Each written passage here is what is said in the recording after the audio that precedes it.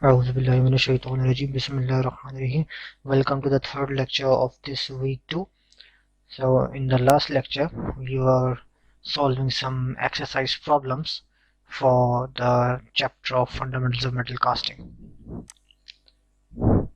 So we discussed some problems regarding the riser designs as well as some shrinkage and the time for solidification, and we also go through some calculation of flow velocities and the flow rate.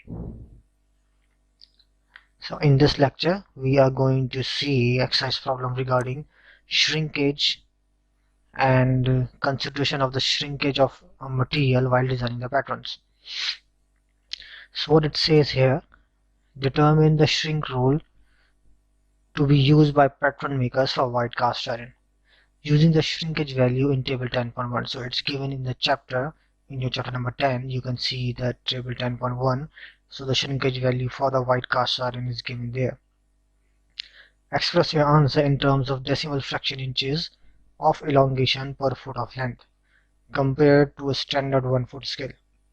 So it's designing a pattern for a standard 1 foot scale. So we need to base our calculation on that.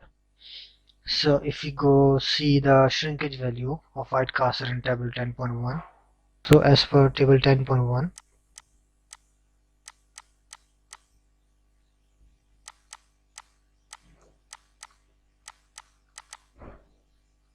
the shrinkage value for the white cast iron is 2.1%.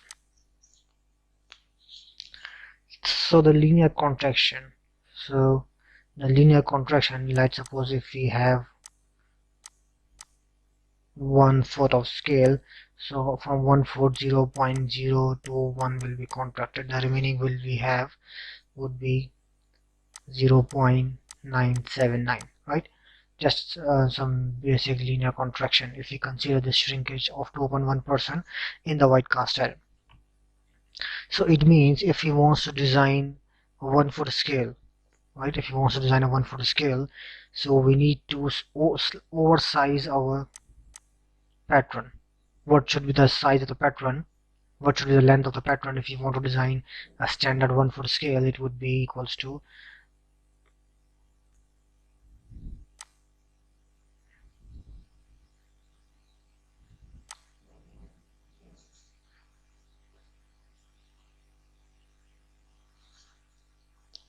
it would be equals to 12 inches into 1.021, right? So our value would be 12.257 inches. So the elongation we are getting per foot is equals to, you can write it down,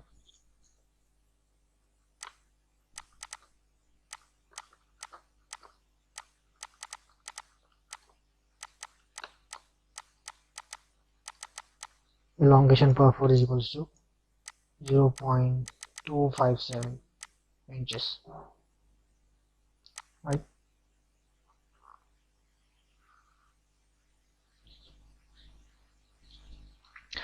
Now moving towards the next and the last problem we are going to solve in our lectures. It says, in casting experiment performed using a certain alloy and type of sand mold, it took 155 seconds for a cube shape casting to solidify. The cube was 50 mm on side. The part 1, determine the value of the mold constant in Chauvinov's rule. And the second part, if the same alloy and mold type were used, find the total solidification time for a cylindrical casting in which the diameter is 30 mm and length is 50 mm. Now we'll just draw a cube with 50 mm on each side.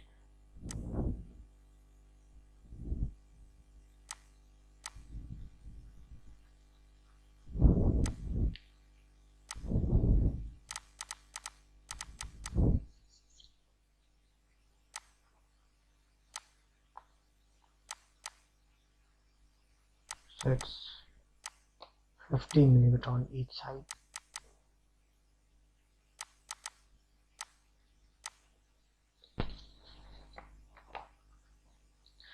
So for this we can have the volume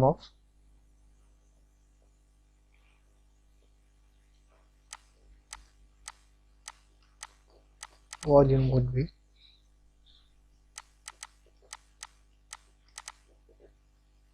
that makes up 125,000 millimeter cube, and the surface area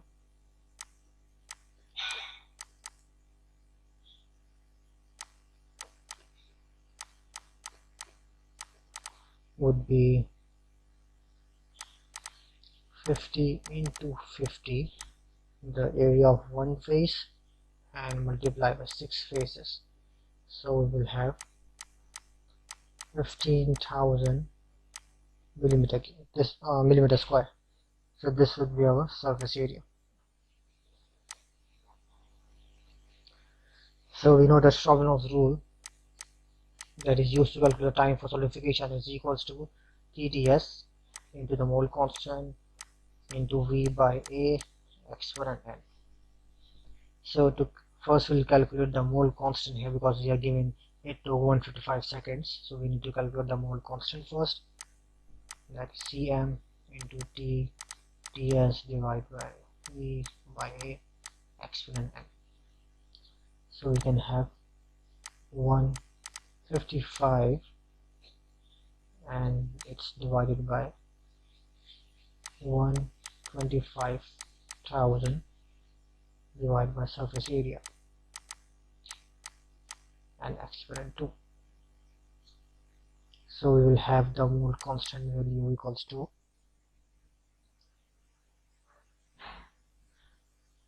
it makes up 2.232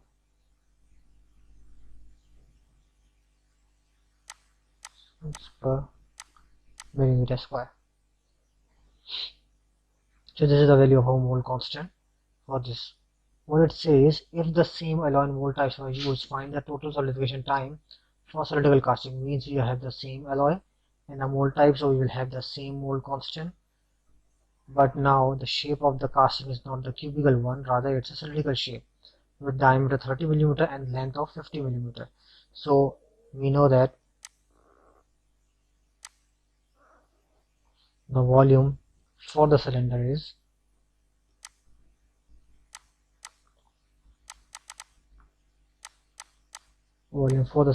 equals to pi d square L by 4, and that's pi 30 square into 50 by 4. So we will have the value of the volume equals to 35343 millimeter cube. That's the volume of cylinder.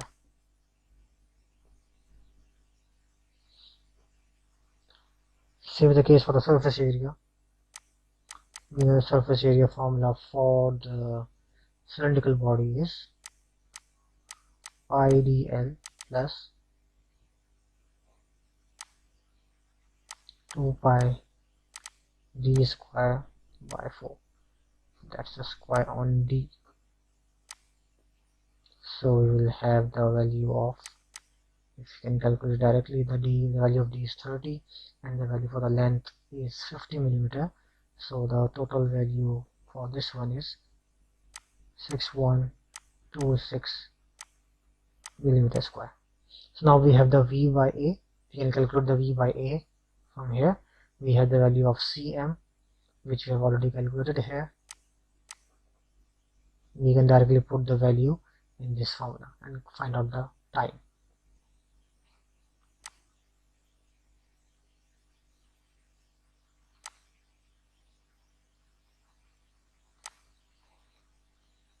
So we have T, the value of Cm is 2.232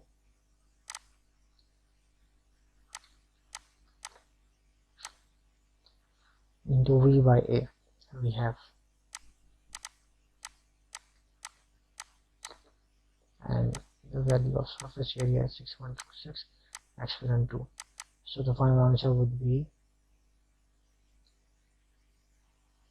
74.3 seconds, and that can be easily converted into minutes. So we'll have 1.24 minutes.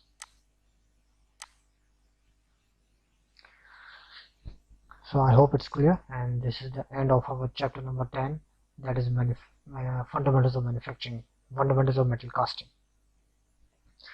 So next chapter we are going to start is chapter number 11 of this book, that is the metal casting processes, in which we are going to discuss the different types of metal casting processes and some basic features and some fundamental differences between them.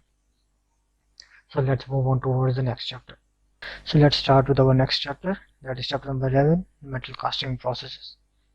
In this chapter, we are going to discuss some other features of sand casting and the two main types of the casting processes. The first one is the expandable mold casting, and the second one is permanent mold casting. And in the last chapter, we discussed that the type of the casting in which mold is used only once, that you destroy the mold after every casting, that is called as expandable mold casting, and the type of casting in which we can reuse the mold multiple times, that's called a permanent mold casting. Towards the end of the chapter, we will see some inspection techniques of the casting process and some general practices in the foundry. We will start with the sand casting, and before starting with it, we should be clear that sand casting itself is a type of expandable mold casting. Okay, the sand casting itself is a type of expandable mold casting.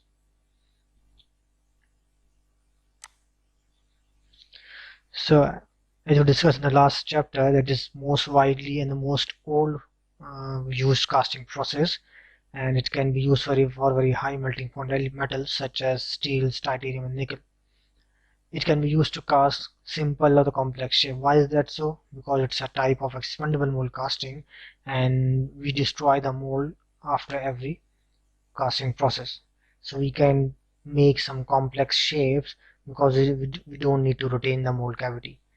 After every casting, we have the option to destroy it. So that's why we can cast complex shapes in the sand casting processes, and it can range from small to the large size. It is also known as a sand mold casting, as the name suggests, because the mold is made up of sand, so it is also known as a sand mold casting.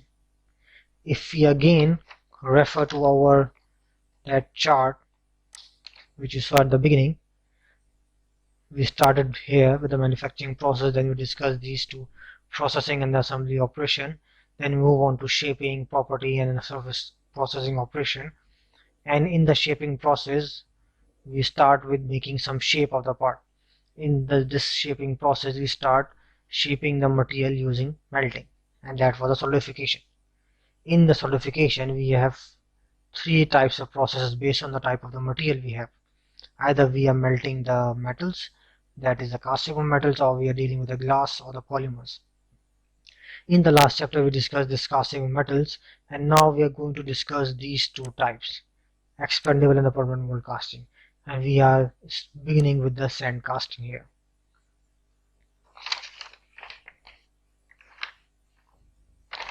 If you see this sequence, the sand casting starts with the pattern making, and we discuss pattern are used to make the mold cavity, and mold is used to make the product, the cast product. Okay, so the sand casting begins with the pattern making, and then we move on to the mold making, and we start with the melting of the material, then pouring and solidification, then we remove it from the sand mold and perform some inspection over it, and we are done with the sand casting process. So in the last chapter, we discuss and perform some engineering analysis for the melting, for pouring of the molten material into the mold cavity, and we saw some phenomena that is followed by either pure or the alloy material during solidification and the shrinkage in the mold cavity. So now in this chapter, we are going to discuss pattern making for the sand casting and the mold making. So let's start with the pattern making.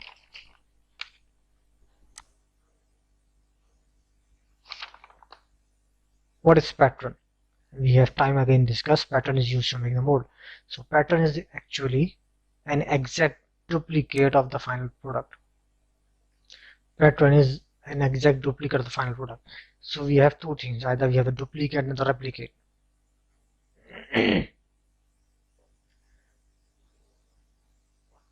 So pattern is the exact duplicate of the final casting material. What does exact duplicate means? That it is exactly with the same dimensions. While we have another term that is known as the replicate.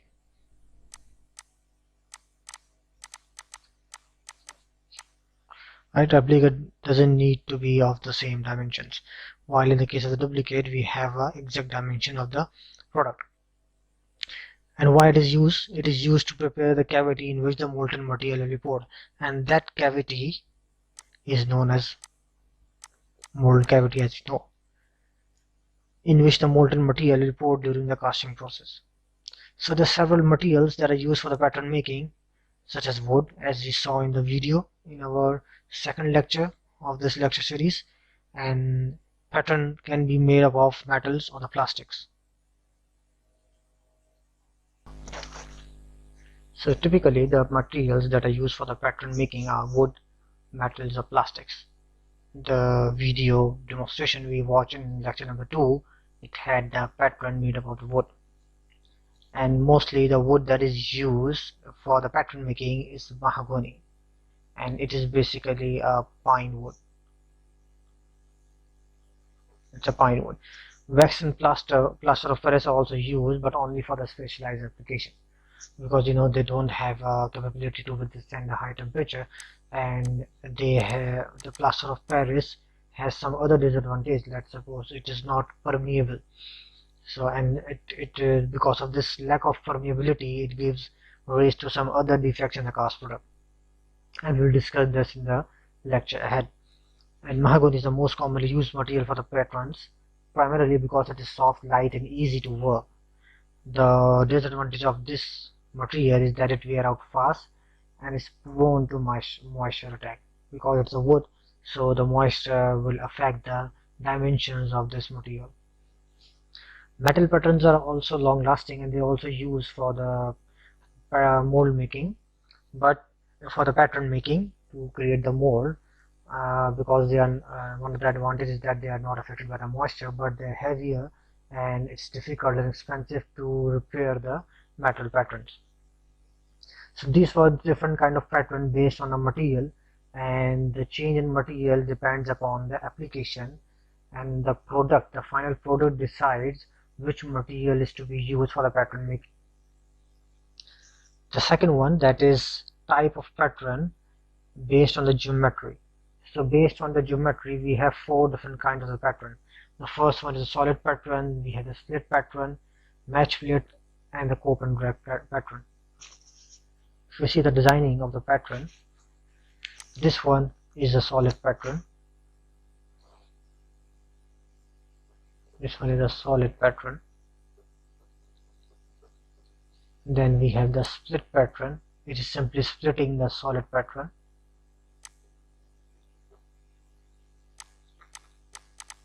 Then we have the match plate pattern.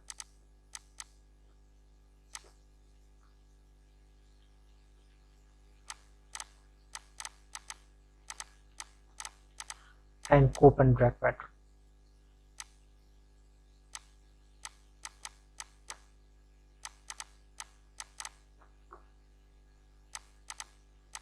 So these are the 4 different types of pattern based on geometry. The simplest one of them is a solid pattern, and it has the same geometry as the casting and adjusted in size for shrinkage machining. So we have the similar shape as of the final product, but there are some allowances for the shrinkage in this pattern dimensions, shrinkage and the machining also. Although it is easiest pattern to fabricate, it is not the easiest to use in making the sand mold, right? It is, although it's very easy to manufacture that kind of pattern, but it's not easy to create mold using this pattern. As you can see, there's no pattern line. You can say there's no pattern line here, the parting line which divides the pattern into two halves. So that's why to create a mold using this pattern is really difficult. The second one we have the split pattern, which consists of two pieces dividing the part along a plane coinciding the parting line. You know what the parting line is? We have seen in the general schematic diagram of the sand casting. We have a flask, the outer cover, we have the flask, and the upper part was a cope, lower part was the drag, and in between them there was a parting line. So this was a parting line separating the cope and drag.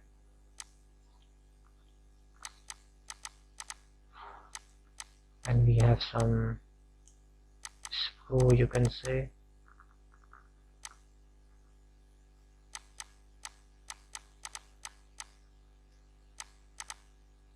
like this one. So there's in between the cope and drag there's a parting line which is dividing this whole sand casting scheme, this whole flask into two. The split patterns are appropriate for the complex geometry, so they are the geometries that can be created using split patterns comparatively complex than the solid pattern. The parting line of the mold is predetermined by the two pattern halves rather than by the operator's judgment. So the parting line in this kind of casting which the split patterns are being used is predefined by this pattern separation instead by the operators. And the next is the match plate pattern. So for the higher production quantities, match plate pattern or cope and drag pattern are used. If you have the higher production quantities, we use these kind of patterns. In match plate pattern, two pieces of the split pattern are attached to opposite sides. So we have the two pieces of the split patterns and they both are attached to the two sides of the plates. We have the plate here, and the purpose of this is so that they both are perfectly aligned to each other to create a very specific and precise dimension. We use this match plate pattern so that while pouring the while making the mold cavity, they do not displace from their space from the place, so that we attach them to the match plate so that they have the exact dimensions and they are placed at the exact place. Then the next one is a cope and drag pattern, which is similar to the match pattern except that split pattern halves are attached to separate plates. In the split plate pattern, the halves are attached to separate plates, right? In this cope and drag, the difference between the match plate pattern and the cope and drag pattern is that in the match plate pattern, the both are attached to the same plate, while in the case of the cope and drag pattern, they both are attached to the separate plates.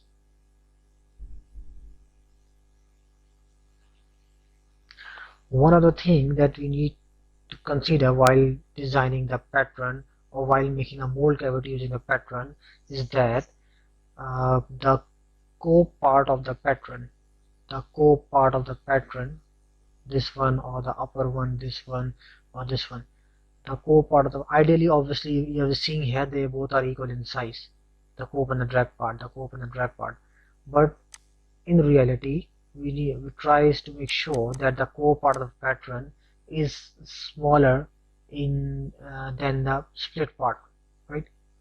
Let's suppose if we are having this kind of pattern, so we will make sure, I'm just making the two-dimensional figure.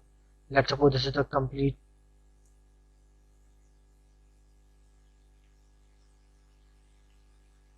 two-dimensional figure of this one. Let's suppose this is the two-dimensional figure of this pattern.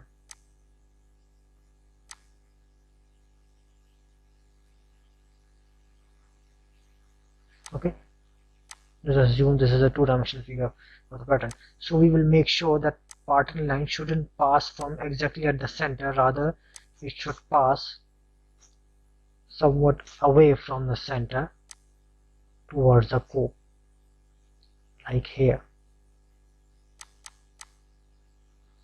so that the cope part of the pattern, it should be split from here, so that the cope part of the pattern will be smaller than the drag part. Why is that so?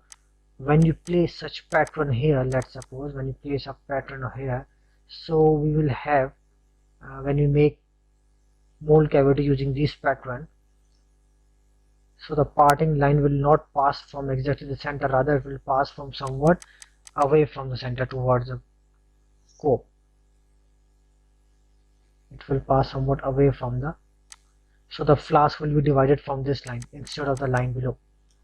So what will happen, what is the benefit of doing that? Once we pour the molten material here into the mold cavity, so we will have the less buoyancy force here, and because the sand that we are using is good in compression, it has a good compressive property while it has comparatively poor tension property.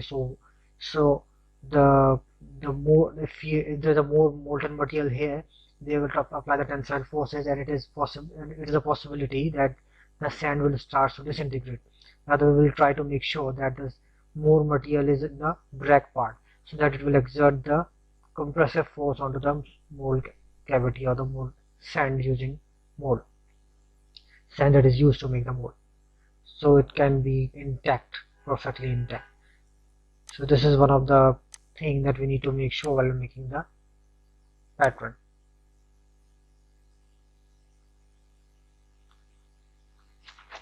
So that is why the cope half of the pattern should be smaller than the drag hearts.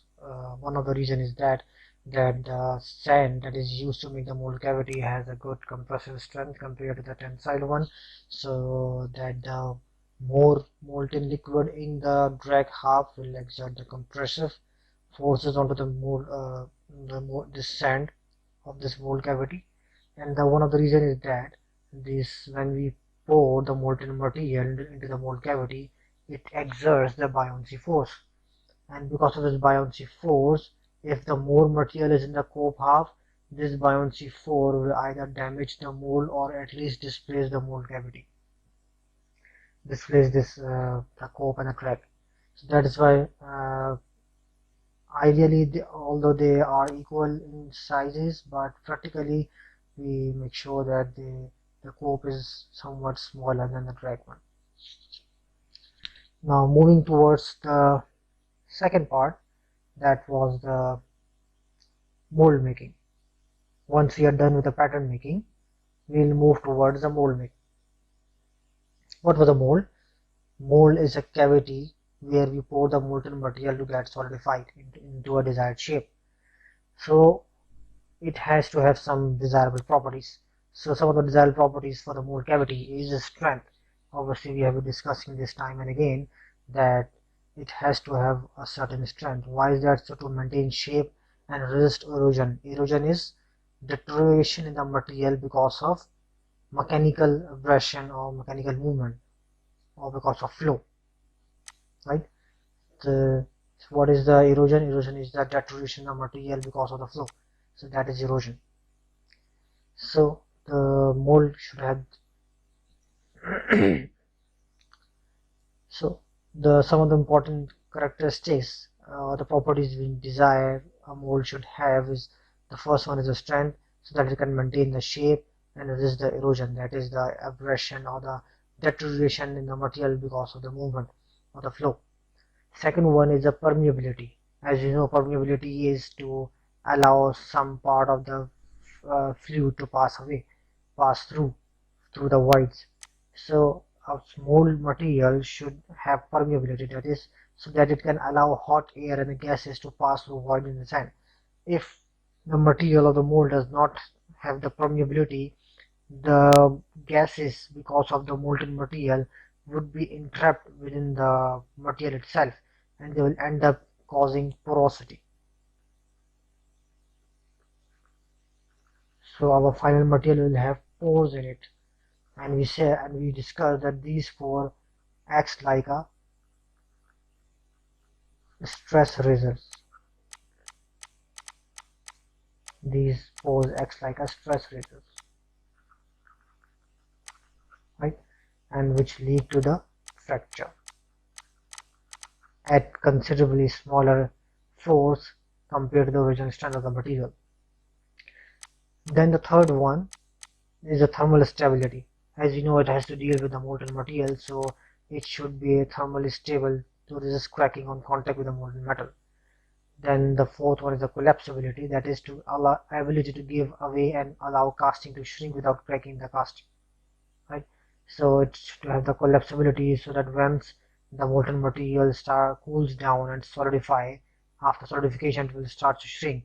So it shouldn't crack, it should allow the material to shrink, it shouldn't crack the casting material. Reusability, once we are done with the our production of the cast material, we can simply destroy the mold and reuse that sand that was used to make the mold cavity. So these are some of the desirable properties for the sand that is being used in the making of the mold cavity. So the foundry sand is mostly silica, that is SiO2, or silica mixed with some other minerals. Good refractive properties. It has some good refractive properties, that is capacity to endure high temperatures, and some other important features include grain size, their distribution, and the grain shape. They all have effect on the property of the final mold. If the grain size is small, it will have the better surface finish on the cast part. So the surface of the cast material would be smoother if the grains that are used in the sand for making mold are small. If we have the larger grain, it will have the more permeability. If you have a small grain, we will have less permeability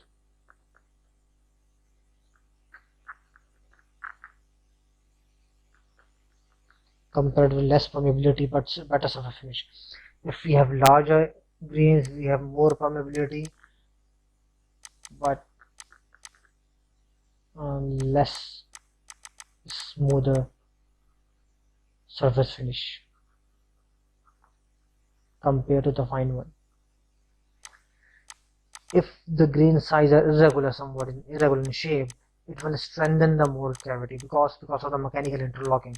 Like we have a grain size shape like this, another one is like this, third one is like this. So they will mechanically interlock each other when the force is being applied, they will resist the motion. While if we all have somewhat a regular size shape, they are easier to displace. When you apply the force, they are easier to be displaced compared to this irregular shape grain of the sand. So the irregular grain shape strengthens the mold due to mechanical interlocking, right? But another disadvantage that arises because of this mechanical interlocking, it reduces the permeability. Obviously, there's simply no space for the gases to escape. The pathways are closed by the interlocking of the grains. When we are making the mold cavity using the sand, we add some water, some bonding clay, and pressure proportion that is mostly used is like we have 90% sand mixed with 3% of water, 7% of clay, right? And there's some other bonding agent in the sand mold like organic resins, phenolic resins, or we have inorganic binders like sodium silicate and the phosphate. Sometimes additives are used to increase the strength and permeability.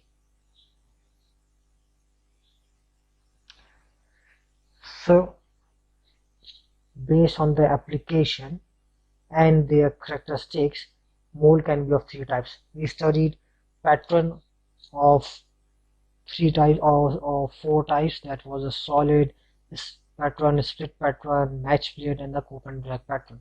That was based on the geometry. Or pattern can be of metal, woods, or the plastics. And now comes to the mold. Mold can be of three types: green sand mold, dry sand mold, and the skin dried mold. So what is the green sand mold? It is basically a mixture of sand, clay, and water. The simplest form of the mold. It is a mixture of sand, clay, and water. We have just discussed. The word green here, it refers to the moisture in the mold cavity because we are adding the water here, so there's a moisture in the mold. So that the word green refers to that moisture, and that moisture remains in the mold at the time of the pouring. So that is why it has a good strength, collapsibility, permeability, and reusability. While in the case of the dry sand mold, it is made using organic binders instead of clay. So we don't use the clay, rather we use some organic binders like resin phenolics. So how do we make sure that it's a dry sand mold? Once we make this mold using the organic binder, we bake it in the oven at the temperature of about 200 to 300 or 320 degrees centigrade. So because of this oven baking, this moisture leaves the mold, the sand mold, and it strengthens the mold and also hardens the surface, but it reduces the permeability of the mold cavity. So it has a better surface finish but lesser production rate because we need to invest some time in heating in the oven. So it has a lesser production time compared to the green sand mold. Then you have the third type that has the combination of both of these mold. It's actually the green sand mold, but its skin is dried using the torch of heating torch, and its skin is dried up to 10 to 25 millimeter depth. So it has a hard surface with a soft core, right? The skin dried mold has a hard surface with a soft core.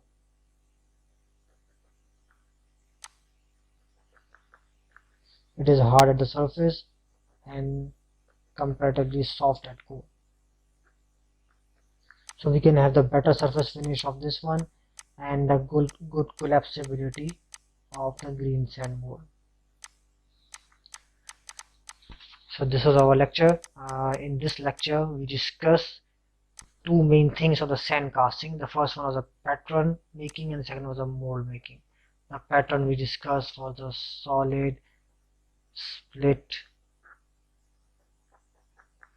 match plate and cope and drag pattern. While the mold we discussed was the green sand mold, and we have the dry sand mold and the skin dried mold.